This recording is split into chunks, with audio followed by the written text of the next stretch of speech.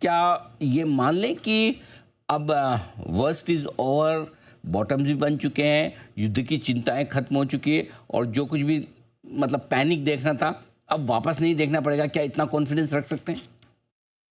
तो अनिल जी, ये जो सीक्वेंस ऑफ इवेंट सितंबर 2024 से शुरू हुआ, जिसके बाद विदेशी निवेशकों की निरंतर सेलिंग हुई, रुपी डिप्रिशिएट हुआ, हम पे 25% की टैरिफ लगी, उसको बढ़ाकर 50% किया गया। मेरे ख्याल से ये सारे सीक्वेंस ऑफ इवेंट का क्लाइमैक्स था ईरान युद्ध के द्वारा क्रूड के प्राइसेस में उछाल आना। तो अगर आप पिछले 1 डेढ़ महीने की अगर आप डेटा पॉइंट्स देख लें, तो पिछले डेढ़ महीने में फॉरेन इंस्टीट्यूशनल इन्वेस्टर ने करीब-करीब 1,60,000 करोड़ की सेलिंग की। इंट्राडे डॉलर 95 क्रॉस कर गया, उस दिन की क्लोजिंग 94.86 रही और ब्रेंट क्रूड की प्राइस जो है वो $120 तक पहुंच गई थी। इतनी सारी नेगेटिव्स के बावजूद हमारा जो लोएस्ट लेवल हम निफ्टी पर गए वो करीब 22,200 पॉइंट का था। अगर जब हम इतने एडवर्स सिचुएशन में इतनी रेजिलियंस दिखाए हैं बाजार में, तो मेरे ख्याल से यहाँ पर अगर हम आगे की रूपरेखा देखें, तो मेरे ख्याल से प्रोस्पेक्टिव पिक्चर पहले से ज़्यादा अच्छा हो रहा है, क्योंकि भले ही वॉर खत्म ना हुआ हो, लेकिन खत्म होने की शुरुआत हो गई है। क्रूड के प्राइसेस अब $95 के आसपास आ गए हैं। अ, छींटे के रूप में ही सही, लेकिन फॉरेन इंस्टीट्यूशनल इन्वेस्टर थोड़ा बहुत खरीदना शुरू कर रहे हैं। और हमारी जो कंपनीज हैं, उनमें कभी अभी तक हमने ऐसा कोई पैनिक का स्टेटमेंट उभरते हुए नहीं देखा। तो मेरे ख्याल से आपने जो शब्द का यूज़ किया है कि may be the worst is over, अब हमें कॉशियसली फॉरवर्ड कदम उठाना चाहिए।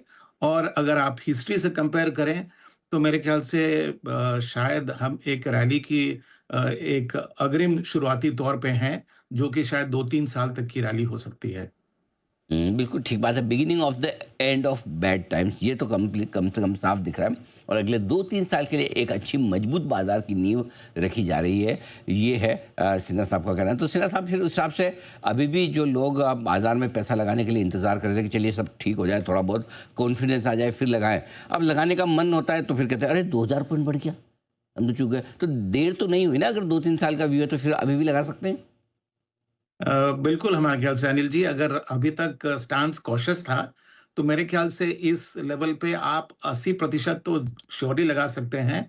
वो 20% भी मैं आपको इसलिए अपने पास रखने के लिए कह रहा हूँ, क्योंकि 3 फैक्टर्स पर आप अगले कुछ सप्ताह तक नज़र रख सकते हैं। जैसे कि क्रूड की प्राइस कहाँ सेटल करती है, रूपी डॉलर की एक्सचेंज रेट किस लेवल पर सेटल करती है और मिडल ईस्ट से किस तरह की न्यूज़ आ रही है।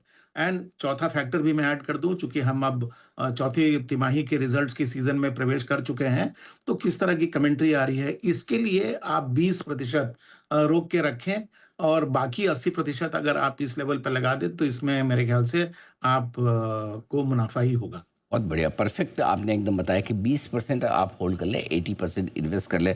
कहाँ करना चाहिए, किस तरह के फंड्स ज़्यादा बेहतर है?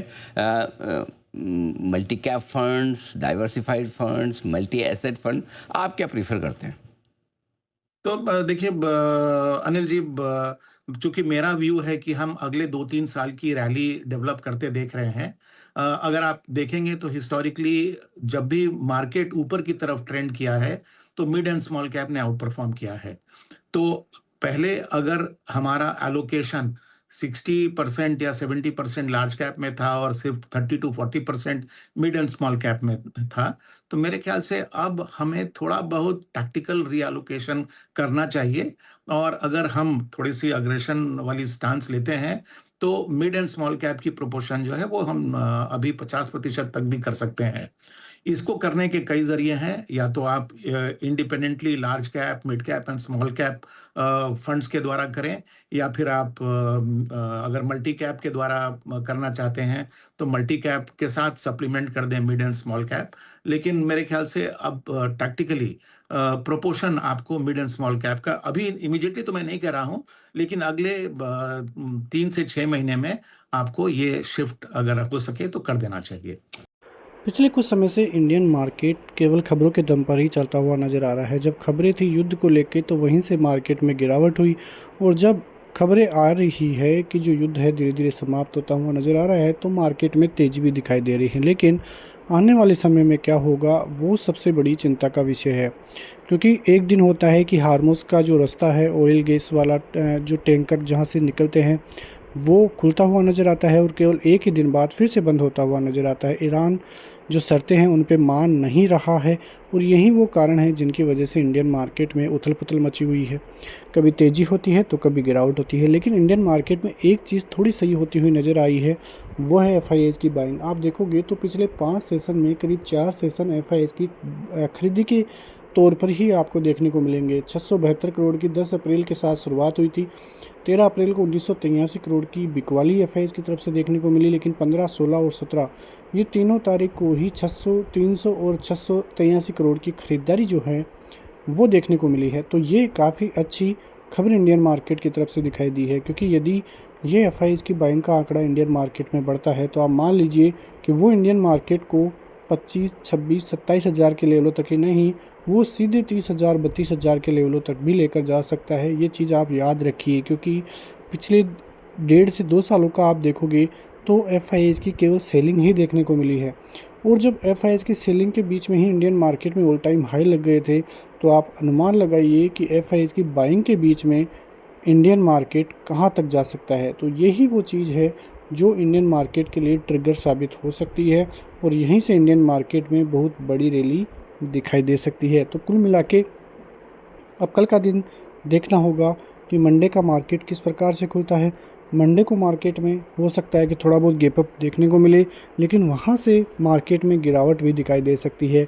एक बड़ा ट्रेप जो लोग मान के चल रहे हैं कि मार्केट में बड़ी तेज़ी दिखाई दे सकती है, तो उन तेज़ी वालों को बाज़ार एक बड़ा ट्रेप देखने को मिल सकता है, क्योंकि ऐसा नहीं है कि यहीं से मार्केट में बड़ी रैली दिखाई देगी, और ऐसी खबर भी नहीं है जिसकी वजह से लगे कि इंडियन मार्केट गैप अप होने के बाद कोई बड़ी रैली दिखाई देगा।